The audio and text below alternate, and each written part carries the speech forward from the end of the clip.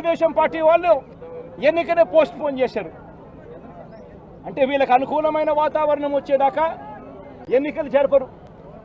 Court పర్యవేక్షణలో ఉన్న కేసులకు సంబంధించిన పరిస్థితులు ఇవి. పాలకొండలో కూడా అంతే. వైసీపీకి అందులో 17 ఉంటే తెలుగుదేశం పార్టీకి కేవలం 3. మళ్ళీ అక్కడ వైస్ ప్రెసిడెన్సీ అన్నది వైసీపీకి రావాలన్నా తెలుగుదేశం పార్టీకి రావాలన్నా, కానీ వీళ్ళకి అనుకూలత వచ్చేదాకా పోస్ట్పోన్మెంట్లు. ఇలా ప్రతి సందర్భంలోనూ కూడా డెమోక్రసీని కూనీ చేస్తూ ఉన్నారు. పోలీసులను వీళ్ళు ఇష్టానుసారంగా వాడుకుంటా ఉన్నారు. నేను ఇవాళ ఒకటే చెప్తా ఉన్నా, ప్రతి పోలీసు వ్యక్తికి కూడా చెప్తా ఉన్నా, మీ టోపీ మీద ఉన్న 3 సింహాలకు కనిపించే ఆ సింహాలకు సెల్యూట్ కొట్టడం మొదలుపెట్టండి.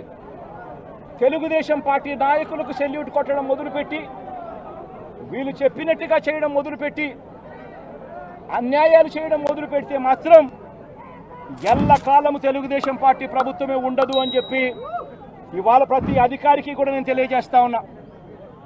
రేపొద్దున మళ్ళీ మా అధికారం వస్తుంది. వచ్చినప్పుడు అన్యాయం చేసిన వీళ్ళందరినీ, వీళ్ళ అధికారులందరినీ, అన్యాయం చేసిన ఈ నాయకులందరినీ కూడా బట్టలు కూడా తీసి నిలబెడతామని చెప్పి కూడా ఈ సందర్భంగా తెలియజేస్తా ఉన్నాను. ఎవడిని వదిలిపెట్టేది ఉండదు. ఇదే వంశీని అరెస్ట్ చేసేటప్పుడు సిఐ అన్నాడట, నేను 1.5 సంవత్సరంలో రిటైర్ అయిపోతాను అని చెప్పి.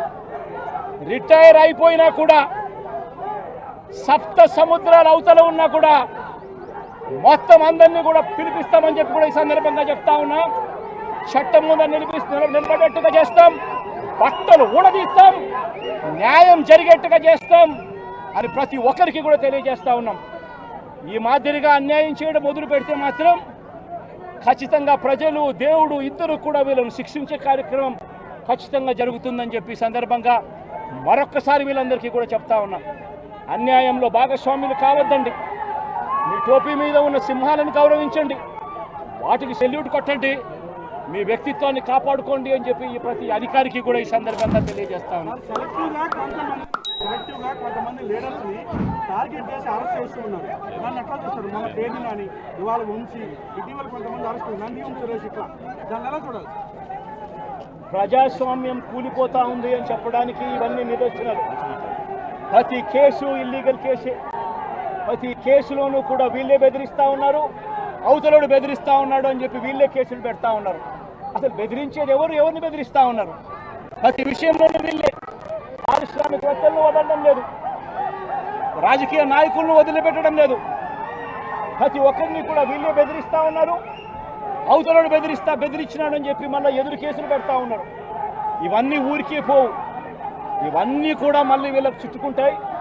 చుట్టుకున్నప్పుడు వీళ్ళ పరిస్థితి అతి దారుణంగా తయారవుతుందని మాత్రం ఖచ్చితంగా చెప్తా ఉన్నాను.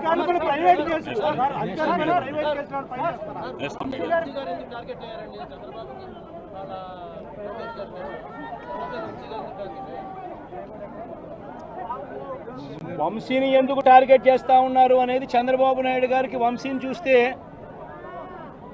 తన సామాజిక వర్గం నుంచి ఒక వ్యక్తి ఎదుగుతున్నాడు, చంద్రబాబు నాయుడు గారి కన్నా గ్లామరస్గా ఉన్నాడు, లోకేష్ గారి కన్నా గ్లామరస్గా ఉన్నాడు, ఒక మనిషి ఎదుగుతున్నాడు అని అంటే తట్టుకోలేడు తన సామాజిక వర్గంలోనే. అందుకనే కొడాలని నేను చూసినా ఆ మనిషికి జీర్ణించుకోలేని ఆక్రోశము, వంశీని చూసినా కూడా జీర్ణించుకోలేని ఆక్రోశము. ఎందుకంటే చంద్రబాబు నాయుడు గారి కన్నా చక్కగా ఉంటారు కాబట్టి వీళ్ళిద్దరు. అవినాష్ కూడా పాపం ఎప్పుడో ఒకసారి టార్గెట్ అవుతాడు, ఎందుకంటే లోకేష్ కన్నా చక్కగా ఉన్నాడు కాబట్టి. ఇది చంద్రబాబు నాయుడు గారి మనస్తత్వం. ఆయన కొడుకు ఆ సామాజిక వర్గంలో వాళ్ళు మాత్రమే లీడర్లు. వాళ్ళకి ఎవరైనా పొరపాటున వాళ్ళకు అనుకూలంగా లేకపోతే సామాజిక వర్గం నుంచి వాళ్ళని వెలేయడము. ఇది చంద్రబాబు నాయుడు గారు, రామోజీరావు, ఆంధ్రజ్యోతి రాధాకృష్ణ, TV5 వీళ్ళు ముగ్గురు. నిజంగా ఇది ఒక మాఫియా రాజ్యం. చంద్రబాబు నాయుడు అనే వ్యక్తిని ముఖ్యమంత్రిగా చేయడం కోసం, చంద్రబాబు నాయుడు అనే వ్యక్తికి ఓట్లు వేయించడం కోసం ఒక మాఫియా సామ్రాజ్యం వీళ్ళంతా. ఆ మాఫియా సామ్రాజ్యంలో ఎవరైనా చంద్రబాబు నాయుడు గారికి వ్యతిరేకంగా వాళ్ళ సామాజిక వర్గంలో ఈ అవినాష్ కానీ, నాని కానీ, వంశీ కానీ ఇలాంటి వాళ్ళు ఎవరైనా నిలబడితే, పాప మా శంకర్రావు కానీ, మా బ్రహ్మనాయుడు కానీ ఇటువంటి వాళ్ళు ఎవరైనా నిలబడితే అంతే, వాళ్ళ సామాజిక వర్గంలో తప్పు పుట్టారు, వాళ్ళ అన్యాయస్తులు అని వాళ్ళ మీద తప్పుడు కేసులు పెట్టడం, వాళ్ళ మీద ఇల్లీగల్ అరెస్ట్ చేయించడం, వాళ్ళ మీద బురద జల్లడం, వాళ్ళని ట్రోల్ చేయించడము, ఇవన్నీ కూడా చంద్రబాబు నాయుడు గారి నైజం.